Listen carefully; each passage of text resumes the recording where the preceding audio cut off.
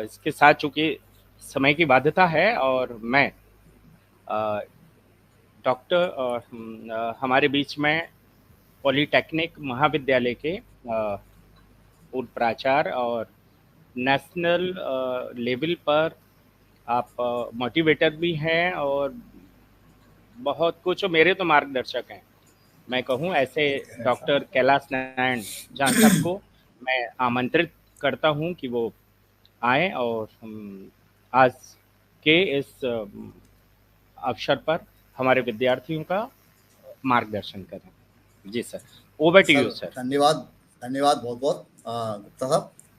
हमारे इस वेबिनार के सफल आयोजन में महत्वपूर्ण भूमिका हमारे डॉक्टर आर आर आर्य साहब की, गुप्ता साहब, राठी जी और भी अन्य जो फैकल्टी हैं जिनको मैं नाम नहीं उच्चार ले पा रहा हूँ, और साथ में जो लर्नेड फैकल्टी हमें सुन रही है। मैं बहुत ज़्यादा औपचारिकता में विश्वास ना करके अपनी बात कहना चाहूँगा। मैंने अपनी जो जी पेपर की थीम बनाई है वो है reimagining vocational education ecosystem in context of NEP 2020। तो इस बात का शुरुआत में ऐसे ही करूँगा कि भविष्य में जो पिक्चर बनने वाली है वो वैसी बिल्कुल नहीं होगी जैसी कि अभी है। न्यू एजुकेशन पॉलिसी ने एक जो फ्रेमवर्क दिया है, एक जो आउटलाइन दी है, उसके आधार पर भविष्य में एजुकेशन प्रणाली सिस्टम पूरा बदल जाने वाला है, और उसके लिए हमें तैयार रहना है कि हम इस चेंज को लाने के लिए किस प्रकार से अपनी भूमिका लाते हैं। तो सबसे पहले तो मैं वोकेशनल एजुकेशन को लेकर जो उनकी की रिकमेंडेशंस है उन पर थोड़ी शुरुआत में चर्चा करूंगा कि ये कहाँ से आई, इसकी जो बैकग्राउंड है, कहाँ से ये वोकेशनल एजुकेशन के बारे में जो महत्वपूर्ण कुछ की रिकमेंडेशंस आई हैं। इसके अलावा जो हमारी वर्तमान प्रणाली है देश में, हमारे यहाँ वोकेशनल एजुकेशन सिस्टम की क्या सिनेरियो है, क्या परिदृश्य है, साथ में वोकेशनल एजुकेशन को लेकर कुछ मिथ जो एक धारणाएं बन गई हैं जो कि वास्तव में सही नहीं है, उनके बारे में चर्चा करेंगे। इन धारणाओं को बदलना बहुत जरूरी है इस सिस्टम को लागू करने के पहले। कुछ चर्चा हम वोकेशनल एजुकेशन प्रणाली को लागू करने में आने वाली चुनौतियों पर भी बात करेंगे संक्षिप्त में, और इसमें हमारे टीचर्स की क्या भूमिका होनी चाहिए, और लास्ट में कंक्लूडिंग रिमार्क के रूप में कुछ मेरे सजेशंस कि हम इस प्रणाली को कैसे लागू करेंगे। तो मैं अपनी चर्चा शुरू करता हूँ। ये पहली एक न्यू एजुकेशन पॉलिसी ऐसी कंप्रिहेंसिव पॉलिसी थी जिसने लगभग नीचे से लेकर ऊपर तक, मतलब प्राइमरी एजुकेशन को ही टच करते थे। अभी तो प्री प्राइमरी एजुकेशन या अर्ली चाइल्डहुड केयर को भी टारगेट करके, और हमारी जो सबसे हायर एजुकेशन की टॉप मोस्ट उसको भी उन्होंने पूरा एक प्रकार से स्ट्रक्चर को भी टच किया है, रेगुलेशन को भी टच किया और गवर्नेंस को भी टच किया है। तो अभी तो हम लोगों ने शुरुआत की है, आने वाले समय में जैसे जैसे ये प्रणाली हमारी न्यू एजुकेशन पॉलिसी की अनुशंसाएं लागू होंगी तो बहुत जल्दी से पूरा परिदृश्य बदलने वाला है।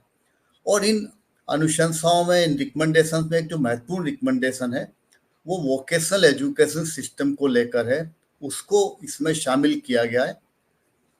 और ना केवल हायर एजुकेशन में, पर 6th क्लास ऑनवर्ड्स, 6ठी क्लास से अब वोकेशनल एजुकेशन को शामिल किया गया है। अब ये अनिवार्य कर दिया गया है क्लास 6, 7 और 8 में हर साल हर स्टूडेंट को कम से कम 10 दिन का एक एक्सपोजर दिया जाएगा वोकेशनल एजुकेशन के बारे में। वो जाकर कुछ ऑन द जॉब ट्रेनिंग लेगा, किसी फील्ड में जाएगा, और कोई भी, भले वो ट्रेडिशनल आर्ट हो, कोई क्राफ्ट्स हो जो लोकल में अवेलेबल है, वहाँ जाकर वो वास्तव में काम करेगा। ये बैगलेस एजुकेशन होगी। अभी तक जो भी हमारी वोकेशनल एजुकेशन होती थी वो ज़्यादा से ज़्यादा सेकेंडरी लेवल पर एड्रेस होती थी। पहली बार इसको मिडिल स्कूल में 6th क्लास में इसको शामिल करने की कोशिश की गई है। इसके अलावा जैसे बच्चा आगे बढ़ेगा फिर सेकेंडरी स्कूल में ही विल कंटिन्यू उसकी अपनी जो चॉइस के मुताबिक। अब इस सब को करने के पीछे जो बात यह है कि स्टूडेंट का होलिस्टिक डेवलपमेंट करना है, इसका टोटल डेवलपमेंट, टोटल विकास हो, और खासकर हमारी जो अनएम्प्लॉयमेंट की जो प्रॉब्लम है उसको भी एड्रेस करना इसके पीछे एक मकसद है। और साथ में इन स्टूडेंट्स को भविष्य के लिए तैयार करना, 21st सेंचुरी की स्किल्स के लिए तैयार करना है। तो जो हमारा एजुकेशन का ट्रीटमेंट है अभी तक जैसा चल रहा है वो अभी भविष्य में वैसा काम नहीं चलेगा। मैं एक बहुत छोटे एग्जाम्पल से अपनी बात कहूँगा। अभी हमारे यहाँ कंप्यूटर को लेके बहुत सारे डिप्लोमा प्रोग्राम चलते थे, DCA, MCA, BCA, even BSc computer और MCA कंप्यूटर, पता नहीं क्या क्या सारे कोर्सेज को BCom कंप्यूटर हमने ला दिए थे। पर जब जॉब की बात आई तो जॉब में CPCT गवर्नमेंट ने एक कंडीशंस डाल दी। CPCT means you must have that skill to operate computer. वो किसी भी डिप्लोमा कंप्यूटर में, BCA कंप्यूटर में, MCA कंप्यूटर में कंप्यूटर को ऑपरेट करते नहीं सिखा रहे थे, जबकि जॉब की डिमांड क्या है, कंप्यूटर को ऑपरेट करते आना चाहिए। तो यही ट्रीटमेंट हमको देना पड़ेगा जब हम वोकेशनल एजुकेशन की, वोकेशनल ट्रेनिंग की अपने सिस्टम में बात करते हैं। डिप्लोमा कंप्यूटर कोर्स रन करना कंपैरेटिवली आसान है, बहुत बड़ी पॉपुलेशन को, बड़ी संख्या में स्टूडेंट्स को आप एड्रेस कर सकते हैं। पर जब आप उनको प्रैक्टिकल ट्रेनिंग देने की बात आती है तो ये थोड़ा सा कॉस्टली भी होगा और कम्बरसम भी होगा। बट फाइनली हमें ऐसे स्टूडेंट तैयार करने हैं जो कि जॉब रेडी हों, जिनको आसानी से एम्प्लॉयमेंट मिल सके। तो अभी सवाल अनएम्प्लॉयमेंट के साथ साथ एम्प्लॉयबिलिटी का भी है। हमारे बहुत सारे कोर्स ऐसे रिडंडेंट हो गए हैं जिसको कि हम, बच्चा जब वहाँ से निकल के जाता है तो उसको जॉब लायक ही नहीं समझा जाता। तो ये एक बहुत बड़ा फैक्टर है। अब कुछ और बात हम देखते हैं। ये सब बातें बार बार हो चुकी हैं न्यू एजुकेशन पॉलिसी को लेकर। पहले भी वेबिनार हम लोगों ने किए हैं जिसमें लगभग सारे डायमेंशंस को इस पर डिस्कशन काफ़ी विस्तार से हुआ था। पर अभी हम जो बात करेंगे स्पेशली वोकेशनल एजुकेशन को लेकर, ये तो हम सब डिस्कस कर ही चुके हैं कि इसमें मल्टी डिसिप्लिनरी अप्रोच लगानी है। लोग हायर एजुकेशन के जो ट्रेडिशनल सब्जेक्ट्स पढ़ेंगे उनके साथ साथ में वो कुछ वोकेशनल एजुकेशन के कोर्सेज को भी पढ़ सकेंगे और इनके क्रेडिट भी, इक्वल क्रेडिट उनके उसमें प्रोग्रेस कार्ड में ट्रांसफ़र होंगे, क्रेडिट्स ट्रांसफ़र होंगे और ये वर्टिकली मूव भी कर सकेंगे इनको लेकर। जैसे मान लीजिए किसी ने कोई एक लेवल का कोर्स किया तो हायर लेवल में भी वो आगे अपनी स्टडी कंटिन्यू कर सकता है। इन सारे कोर्सेज को एक नेशनल स्किल क्वालिफिकेशन फ्रेमवर्क से इंटीग्रेट किया वोकेशनल, तो लेवल और अलग अलग लेवल में वो एजुकेशन कंटिन्यू कर सकता है, वर्टिकल मोबिलिटी ला सकता है। और यहाँ पर इसकी एक रिकमेंडेशंस में, न्यू एजुकेशन पॉलिसी की जो एक मेन रिकमेंडेशन में ये भी है कि वोकेशनल एजुकेशन को mainstream education, higher education के साथ इंटीग्रेट कर दिया, इट्स इंटीग्रल पार्ट। अब हम वो जो पहले सेपरेट बाउंड्री होती थी कि टेक्निकल एजुकेशन के इंस्टीट्यूट अलग होंगे, उनके कोर्सेस अलग होंगे, पर अब यही कोर्सेस इन्हीं कॉलेजेस में दिए जाएंगे, इन्हीं पर सर्टिफिकेट और क्रेडिट असाइन किए जाएंगे और ये साथ साथ हायर एजुकेशन कोर्सेज के साथ पढ़े जाएंगे, इनको भी रिकॉग्निशन बराबर मिलेगी। इसके अलावा एक टारगेट दिया, ये पहली बार ऐसा हुआ है न्यू एजुकेशन पॉलिसी में, एक एक्शन प्लान दिया है, टाइम बाउंड दिया है, यानी बाय 2025, अब अगले साल 50% of students will have exposure to vocational education. हमने अभी ग्रॉस एनरोलमेंट रेशो की बात की है, अभी हमारे यहाँ कुछ 28% आया है। अगले साल 2025 तक ये टारगेट हमें 50% करना है और इसमें हम वोकेशनल एजुकेशन में जो एनरोल्ड स्टूडेंट्स हैं उनको भी शामिल करेंगे। ये भी एक महत्वपूर्ण इसकी अनुशंसा है। होपफुली ये टारगेट भी हम मीट आउट कर लेंगे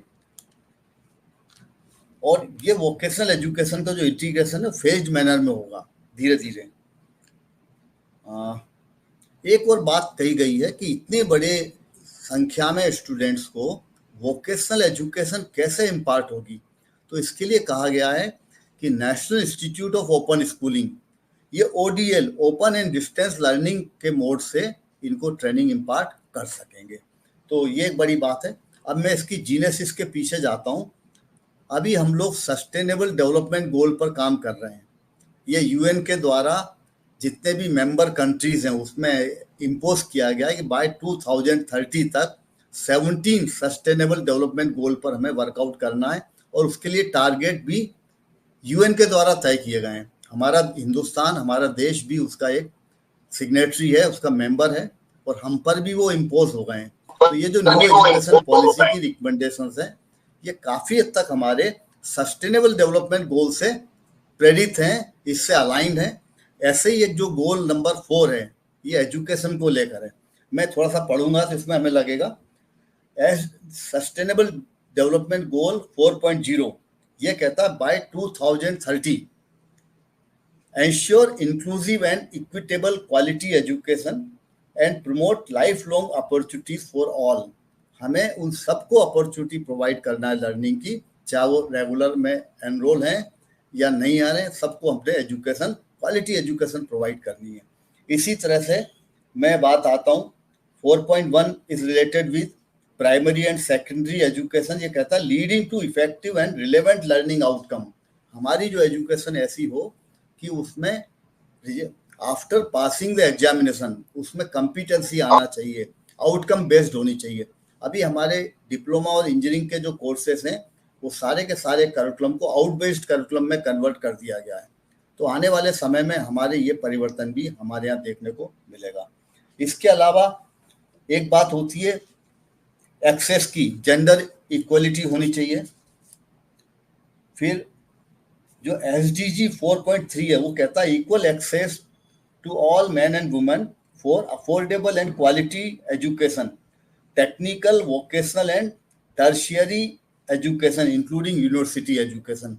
यानी सस्टेनेबल डेवलपमेंट गोल का जो 4.3 जो पॉइंट है वो कहता है कि सारे लोगों को हम क्वालिटी एजुकेशन इंश्योर करेंगे, vocational education, technical education and university education. तो ये भी हमारे लिए बाध्यता है जो कि हम देख रहे हैं हमारे कहीं ना कहीं हमारी न्यू एजुकेशन पॉलिसी में परिलक्षित हो रही है। अगला जो पॉइंट था सस्टेनेबल डेवलपमेंट गोल का 4.4 वो ये कहता है by 2030 substantial number of youth and adult have relevant skills for employment, decent jobs and entrepreneurship. ये हमारा वोकेशनल एजुकेशन को लेकर एक महत्वपूर्ण अनुशंसा थी जो कि सस्टेनेबल डेवलपमेंट गोल में शामिल की गई है, और उसी के अनुसार हमारी न्यू एजुकेशन पॉलिसी ने भी उसको अपने में शामिल किया गया है कि हमारे जो स्टूडेंट्स हैं जब वो यहाँ से एजुकेशन लेकर निकलेंगे तो they must be ready for employment for decent jobs और साथ में एंटरप्रेन्योरशिप। तो एंटरप्रेन्योरशिप उद्यमिता को भी इसमें शामिल किया गया है। ये सब हमारे भविष्य की तस्वीर है। तो ये तो थोड़ी रिकमेंडेशंस की बात हुई थी। मैं अब संक्षिप्त में ये चर्चा करूंगा कि वर्तमान सिनेरियो क्या है। अभी हमारे एक पूर्व वक्ता ने भी इस बात को उल्लेखित किया था कि हमारे देश में केवल 5% से भी कम स्टूडेंट्स जो 19 to 24 एज ग्रुप के हैं वो वोकेशनल एजुकेशन प्राप्त कर रहे हैं, जबकि यही डेवलप्ड कंट्रीज में साउथ कोरिया में ये लेवल 96% है, जर्मनी में 75% है, यूएस में 50% स्टूडेंट्स कंपल्सरली वो वोकेशनल एजुकेशन को प्राप्त करते हैं। अब ये वोकेशनल एजुकेशन के लेकर हमारी कुछ धारणाएं बन गई थी। ये तो स्कूल ड्रॉप आउट्स के लिए है, 10वीं 12वीं के लिए है, जो अकेडमिकली अच्छे अचीवर नहीं है उनके लिए है। तो ये सब धारणाएं बदलने की जरूरत है। हमारी सोसाइटी थोड़ा सा इनको इन्फीरियर दृष्टि से देखती है। वो ब्लू कॉलर जॉब के लिए हम तैयार करते हैं स्टूडेंट्स को। तो फिर साथ में इसमें एक वर्टिकल मोबिलिटी का अभाव था। जो बच्चे टेक्निकल स्ट्रीम से आते थे उनको हायर एजुकेशन में एंट्री भी नहीं मिलती थी और आगे बढ़ने के अवसर नहीं मिलते थे। न्यू एजुकेशन पॉलिसी ने इसको इंटीग्रेट किया, मीन्स वो बच्चे जो टेक्निकल स्ट्रीम से आएंगे, जो टेक्निकल कोर्सेज पढ़ेंगे, वो लोग भी उसी प्रकार से आगे पढ़ सकेंगे, आगे बढ़ सकेंगे जैसा कि हम हायर एजुकेशन के दूसरे स्टूडेंट्स को अवसर देते हैं। पर अभी सबसे बड़ी समस्या इसमें माइंडसेट को लेकर है। हमारे सोसाइटी के माइंडसेट अभी भी टेक्निकल और वोकेशनल कोर्सेज को लेकर, स्किल ट्रेनिंग को लेकर बहुत तैयार नहीं है। ये माइंड चेंज की भी जरूरत है। ये काम भी हमारे डिपार्टमेंट का, हमारे टीचर्स के लिए ही है। तो ये कैसे होगा, इसके लिए भी न्यू एजुकेशन पॉलिसी कहती है कोलैबोरेट करें हम। जो भी टेक्निकल संस्थाएं हैं, जो भी इंडस्ट्री हैं, जो भी बिजनेसेस हैं, उनके साथ कोलैबोरेट करें, स्टूडेंट्स को एक्सपोजर दें, इंडस्ट्री विजिट, फील्ड विजिट, उनको इंटर्नशिप दें, ऑन द जॉब ट्रेनिंग दिलवाएं, और साथ में उनको एक्सपोजर दें कि कौन कौन सी संभावनाएं हैं, क्योंकि जब हम बात करते हैं कोर्सेज की जो हम लॉन्च कर रहे हैं वो बहुत लिमिटेड हैं, वो हमारे वही कन्वेंशनल 5, 10, 20 कोर्सेज हैं जो हम लॉन्च कर रहे हैं। अगर हम टोटल स्पेक्ट्रम देखेंगे वोकेशनल ट्रेनिंग के और स्किल बेस्ड कोर्सेज के, तो मैं उल्लेखित करना चाहूँगा national skill development corporation NSDC, उसके पोर्टल पर जाएं, 38 टाइप्स के स्किल सेक्टर्स काउंसिल्स बनाए हुए हैं, जिसमें प्रैक्टिकली सारे एरियाज को कवर करके रखा हुआ है। जो भी लर्नेड फैकल्टी मुझे सुन रहे हैं, मेरी उनसे अपील है कि कृपया करके वो एक बार इस NSDC की पोर्टल पर जरूर जाएं और 38 सेक्टर स्किल्स को देखेंगे तो उसमें हर तरह की प्रैक्टिकली सारे जॉब्स को कवर किया हुआ है, चाहे वो टूरिज्म से रिलेटेड हो, ग्रीन जॉब्स, आजकल ग्रीन टेक्नोलॉजी की बहुत बात हो रही है जो हमारे इकोसिस्टम से एनवायरनमेंट से फ्रेंडली है, मीडिया एंड एंटरटेनमेंट एक और ऐसा ही सेक्टर है, एरोस्पेस एंड एविएशन सेक्टर है, एग्रीकल्चर स्किल है, apparel makeup and home furnishing ये एक अलग सेक्टर है। ऐसे करीब 38 सेक्टर्स हैं। मैं पूरी लिस्ट यहाँ पढ़ना उचित नहीं समझ रहा हूँ, पर आप जरूर जाएं। तो इन सारे सेक्टर्स में कई तरह के कोर्सेस लॉन्च हैं। ये सारे के सारे कोर्सेज ऑनलाइन भी अवेलेबल हैं और कई सारे ट्रेनिंग सेंटर्स के माध्यम से स्टूडेंट्स अपनी रेगुलर स्टडीज के साथ इनको भी कर सकते हैं, और वो जो सर्टिफिकेशन होगा उसका इक्विवेलेंट क्रेडिट कॉलेज उनको ट्रांसफर कर देंगे, ऐसा मेरा अपेक्षा है। अब बात ये आती है, स्कीम बहुत अच्छी है, हम पर इम्पोज कर दी गई है, लागू करना है, टाइम बाउंड है, 2025 तक का टारगेट दे दिया है और ग्रेजुअली फेज मैनर में से लागू करना है। तो लागू कैसे करेंगे, तो इसके लिए मेरे कुछ सजेशंस हैं। पहली बात तो इम्पॉर्टेंट बात है, कैरियर काउंसलिंग इसमें बहुत महत्वपूर्ण बात है। स्टूडेंट्स जब एडमिशन लेने आता है तब भी और उसको बीच बीच में भी रेगुलर काउंसलिंग करना है। इसके लिए हमें काउंसलिंग के ग्रुप्स बनाने पड़ेंगे।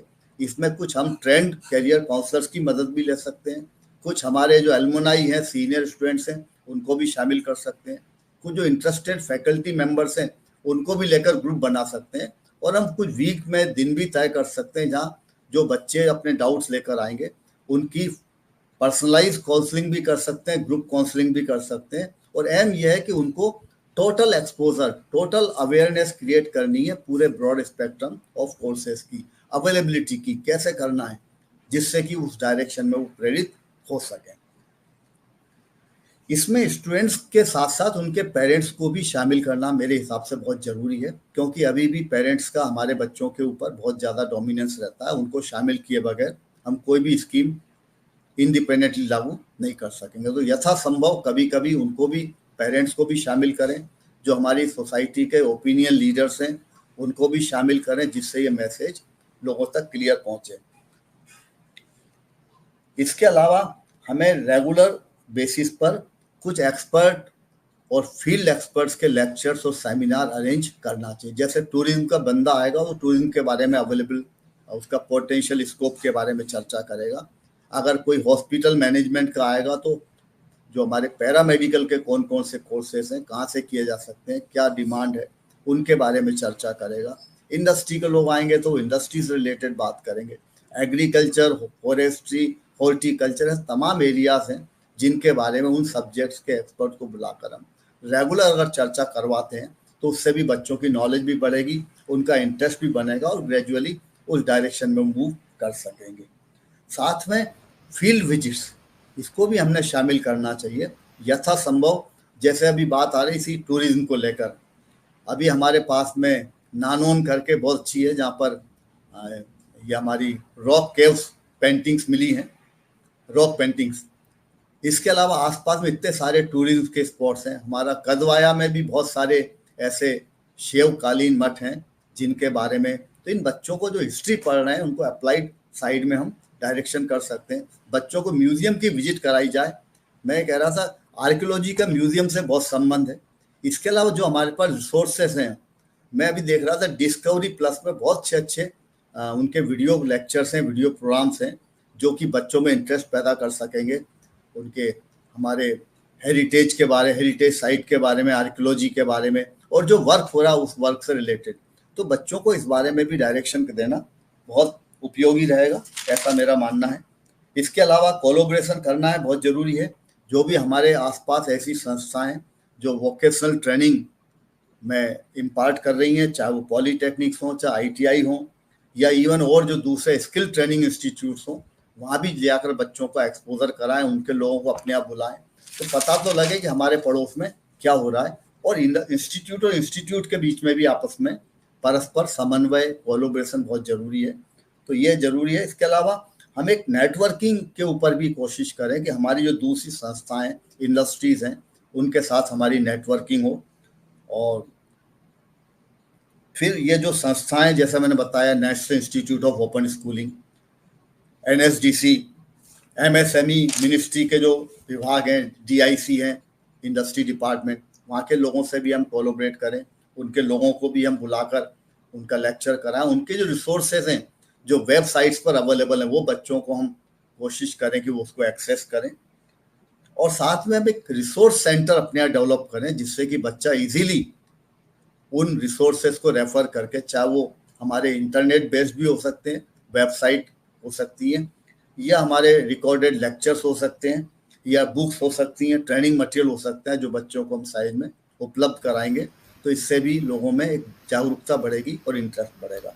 Last sir. में जी बस जी अपने कंक्लूडिंग मेरा जी रिमार्क है, जी जी वो जी जी कंक्लूडिंग जी रिमार्क यही है, कहा जाता है कि चेंज और पेरिश। अब हमारे पास भी दो ही विकल्प है, या तो हम बदलें, अन्यथा हम भी ऑब्सलीट हो जाएंगे, आउटडेटेड हो जाएंगे। और ये जो कॉस्ट ऑफ ऑब्सलीसेंस है, ये बहुत ज़्यादा है ह्यूमन रिसोर्स के लिए। इसलिए हमें चेंज के लिए तैयार रहना पड़ेगा अपने आप को, नहीं तो हमारे आने वाली जनरेशन हमें कभी माफ़ नहीं कर पाएंगी। With these words I conclude my lecture. Thank you sir. Thank you sir, thank you very much. बहुत शानदार आपने शानदार ढंग से बहुत सारी चीज़ों को समेटा है, और आपका शोध पत्र है निश्चित ही हमारी पुस्तक की शोभा बढ़ाएगा, ऐसा हम सबको विश्वास है। अब हम कार्यक्रम के अंतिम